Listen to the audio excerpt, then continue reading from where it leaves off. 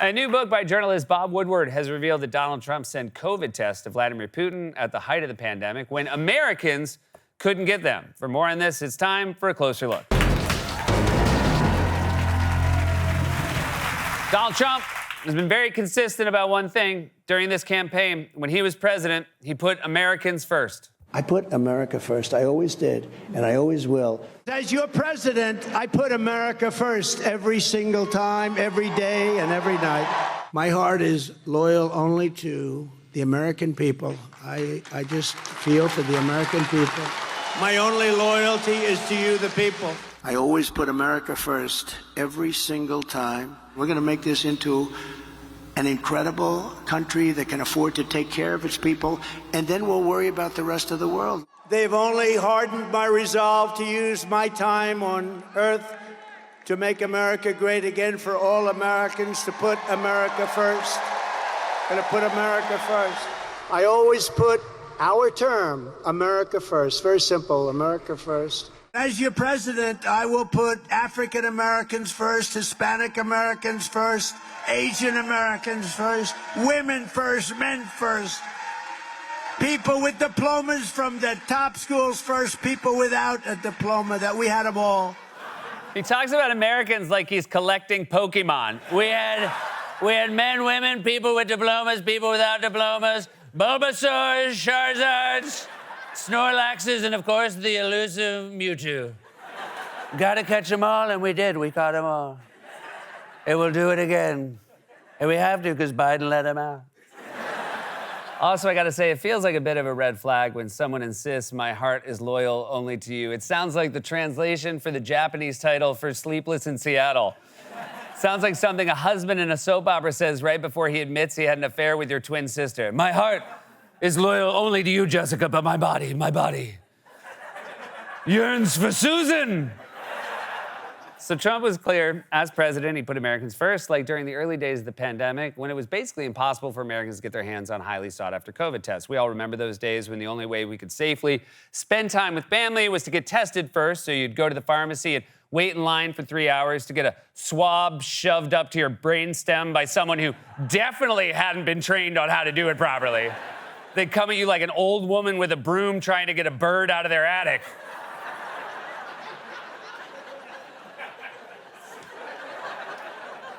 And then your results would come back 5 days later and it'd be negative, but none of that mattered because 2 days ago, a mailman coughed hard right as he passed you in the street. Remember when a cough would just set you all the way back to square one? That year of avoid a cough Jenga we were all playing? And look, people were trying not to cough. You'd be on an elevator. You could see that someone was holding one back, praying they'd make it to their floor. But their eyes were telling you they weren't going to make it. And you'd want to say, don't do it. I've only got a day left before I get word from Duane Reade. I want to go home for Christmas. And then they'd cough, and you realize, I don't really want to go home for Christmas.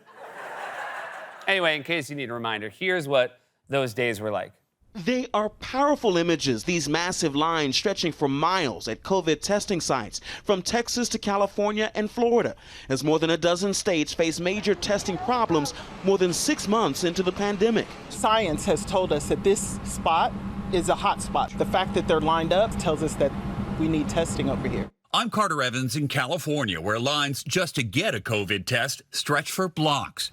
In Arizona, one of the hardest hit states, the wait is up to 12 hours. The turnaround time for our testing in Arizona is really bad. You can get your test, and those results may not come back for 7 or 8 days. 7 or 8 days? What was even the point of getting a test back 8 days later? My throat feels like I swallowed broken glass, and I can't taste or smell a thing. Can't wait to find out if it's COVID or allergies. And I mean, how would that even help with contact tracing? Hey, Steve, remember when we went for a walk 14 days ago? Well, it turns out I had COVID 8 days ago. You should probably get tested 2 days ago. And then when you get your results back in 10 days, you should call anyone you were with 32 days ago, which is 22 days from today. The point is we were all losing our minds, desperate for COVID tests that were impossible to get. But it turns out that America First champion Donald Trump was secretly engaged in an endearing act of personal kindness for one young man who was afraid of the virus and needed help. This is truly a heartwarming story of an American president helping an American citizen get through the pandemic. New reporting from journalist Bob Woodward, his new book called War, the veteran reporter writing that during the early days of the pandemic, while it was raging here in the U.S., that then President Trump secretly sent a number of those rare COVID test machines to Vladimir Putin for Putin's personal use. Oh my God, he's gonna have to change his campaign slogan to America, but first. So the guy who claims he put Americans first as president sent rare COVID tests to a Russian dictator when Americans needed them. How did Trump send them? Was it part of a care package with some snacks, a bath bomb, and a CD that said, "Mixtape for Vlad from Dodd, my heart is loyal only to you"? There's even an account of what they said on the call, and according to that account, Putin was the one who was concerned about the political fallout in America. Here's what they said. Putin, please don't tell anybody you sent these to me. Trump, I don't care, fine.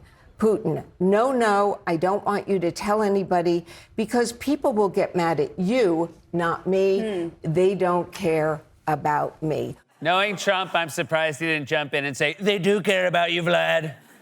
And I don't like the way you're talking about my friend." Putin was more concerned about how Americans would react than Trump was. What other sage political advice did Putin give Trump? I think maybe let's talk about how Hannibal Lecter is a good guy. I don't see this as a winning issue. And by the way, not only was Trump sending desperately needed COVID tests to a corrupt Russian dictator instead of his own American citizens, he was also simultaneously claiming that Americans actually don't need testing at all. I have always said testing is somewhat overrated because what happens after somebody takes a test? What's going on there? I don't think you need that kind of testing and that much testing. It could be the testing's, frankly, overrated. Maybe it is overrated. But whatever they start yelling, we want more, we want more. You know, they always say, we want more because they don't want to give you credit. Then we do more and they say, we want more. Man, it's like he had to be president every day.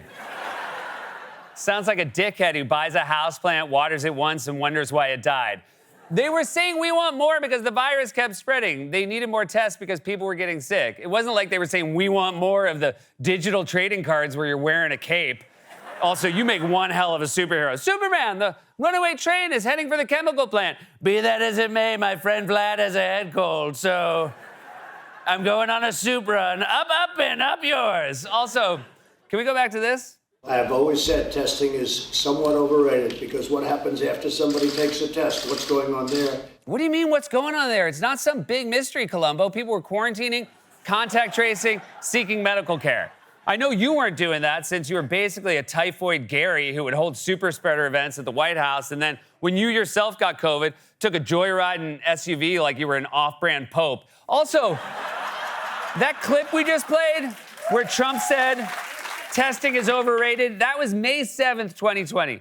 And the New York Times reports that Trump discussed sending COVID tests to Putin in a May 7th telephone call. So that means Trump was telling Americans the COVID test was overrated. On the exact same day, he was telling Vladimir Putin he was sending him his best COVID tests, his Glengarry COVID tests. At this point, I wouldn't be surprised if he also said this to both audiences. My heart is loyal only to the American people. My heart is loyal only to Vladimir Putin. In fact, at one point, again, while he was secretly sending COVID tests to Putin, Trump was planning on cutting back testing for Americans because he was obsessed with the fact that more tests would reveal more cases, which he thought made him look bad.